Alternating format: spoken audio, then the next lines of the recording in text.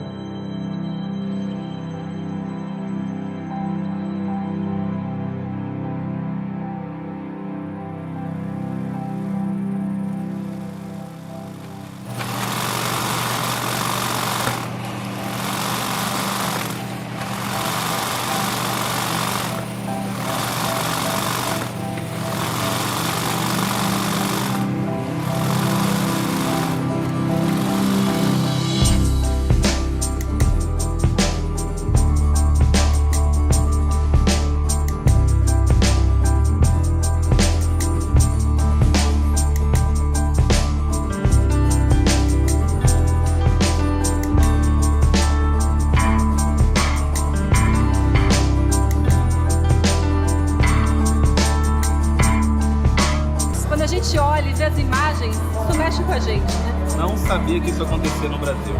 Agora eu vou parar mais pra pensar. Depois de ver tudo, eu me senti culpada. Não dá pra ficar consumindo tanto sabendo disso. Daqui em diante a gente tem que pesquisar. São seres humanos que estão do outro lado.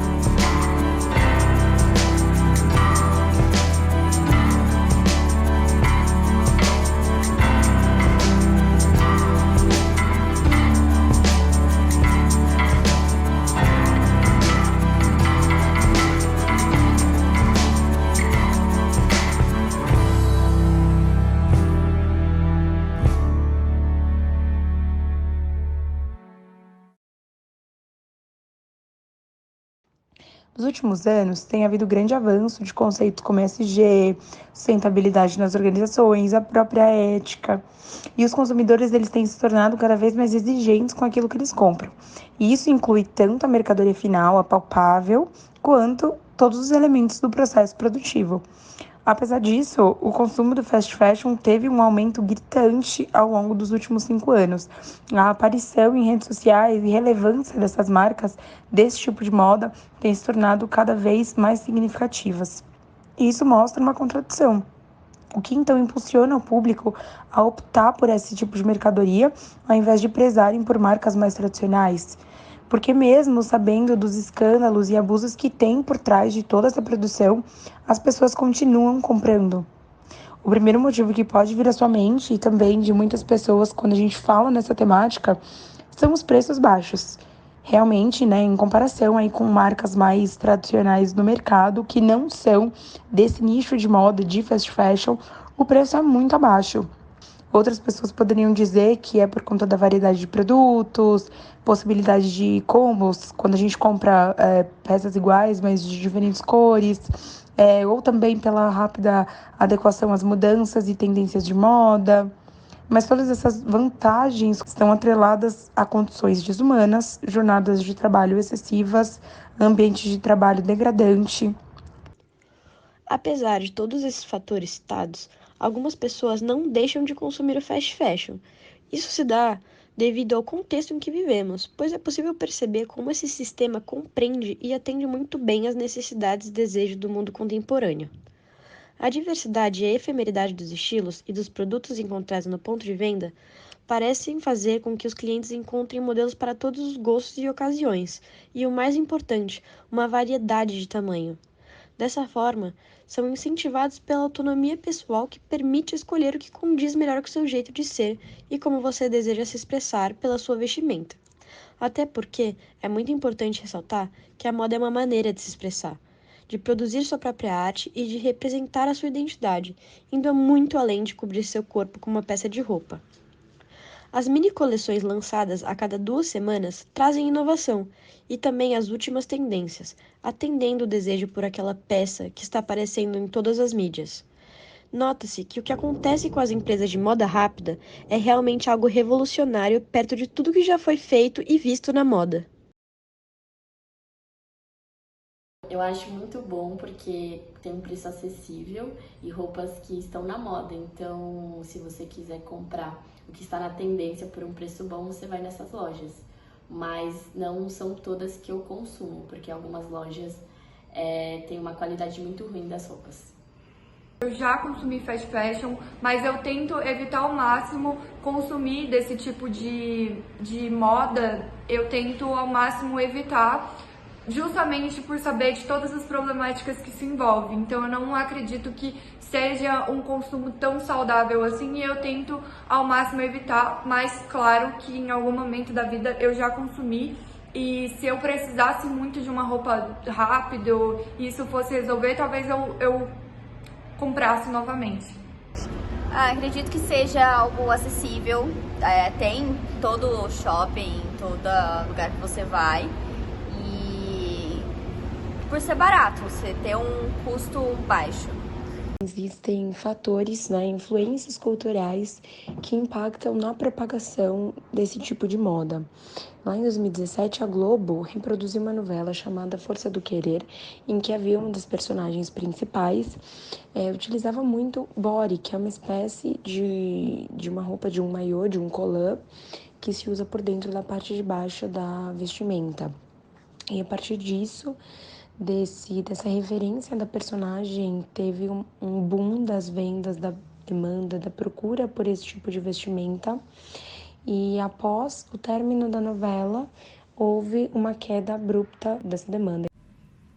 Em São Paulo, a maior metrópole do Brasil e uma das maiores da América Latina, além do shopping center e o fácil alcance do e-commerce, tem um grande ponto de fast fashion, o bairro do Brás, onde lojas varejistas de todos os segmentos e barracas ambulantes que funcionam até de madrugada vendem centenas de roupas e tecidos diariamente, por preços que dificilmente pagam por uma cadeia produtiva justa para todos os trabalhadores e que respeita todas as leis.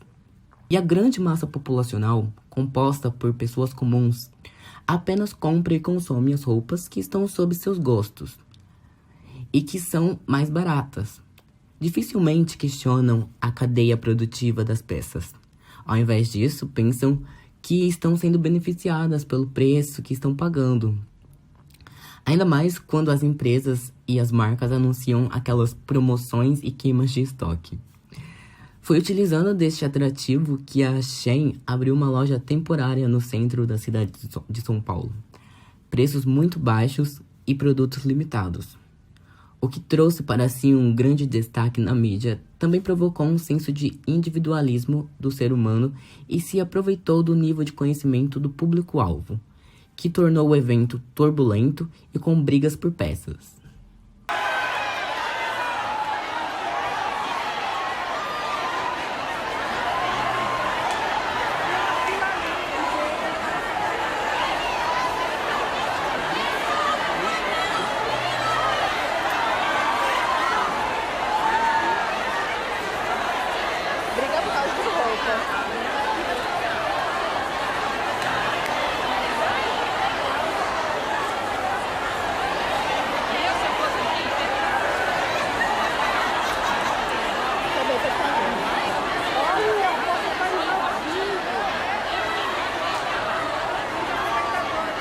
Brigando por causa de roupa, expressa uma das mulheres que assistem à confusão.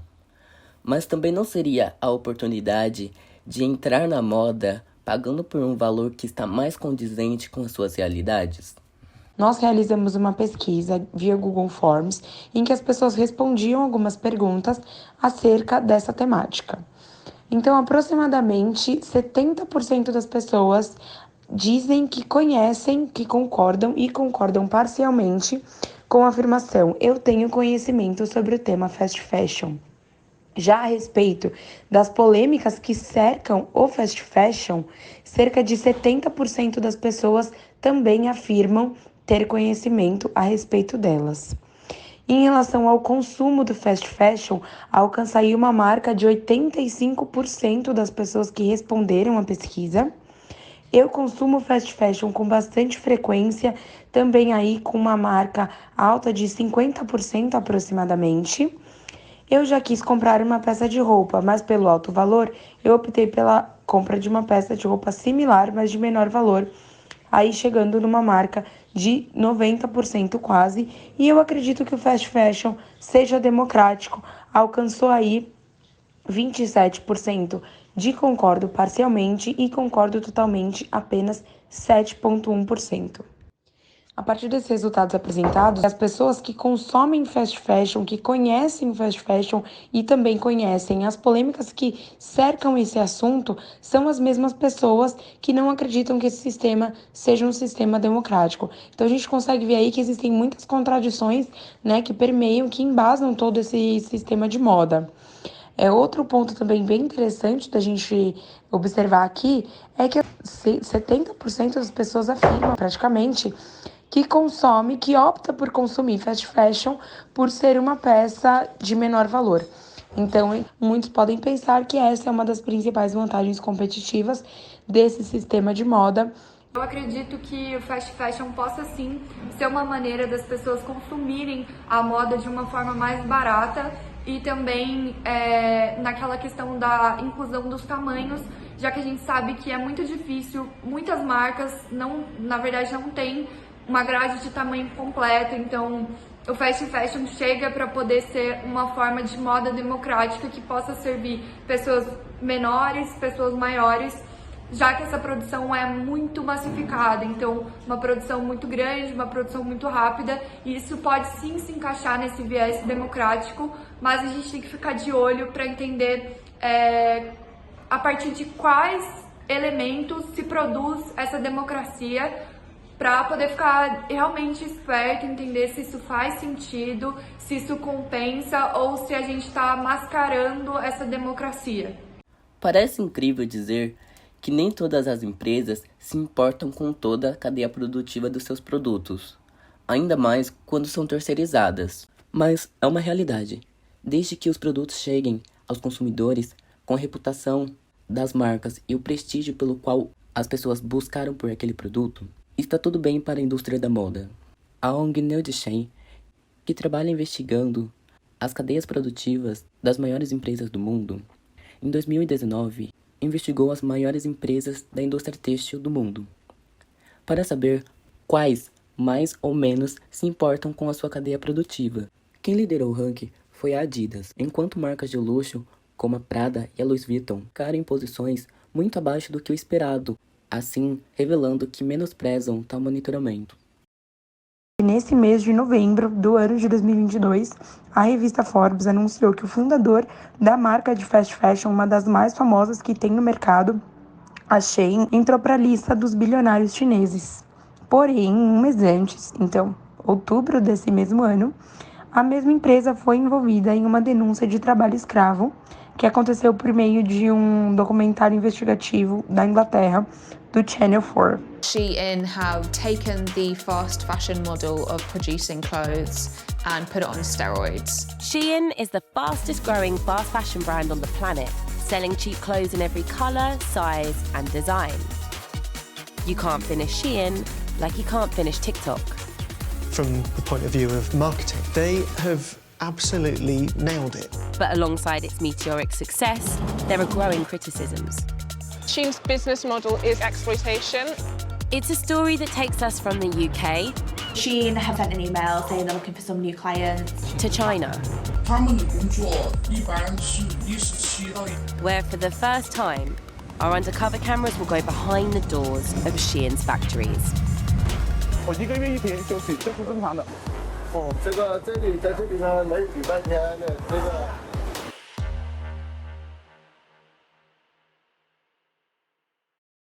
Então, ao mesmo tempo que a gente cria a sensação de que essa prática, esse sistema, essa moda rápida é democrática, porque ela permite o acesso de pessoas mais necessitadas a roupas atuais, conceituadas, que seguem a tendência da moda, ela também escraviza pessoas e as submetem a sofrerem consequências, enquanto os fundadores e donos do negócio usufruem e ficam cada vez mais ricos em cima disso.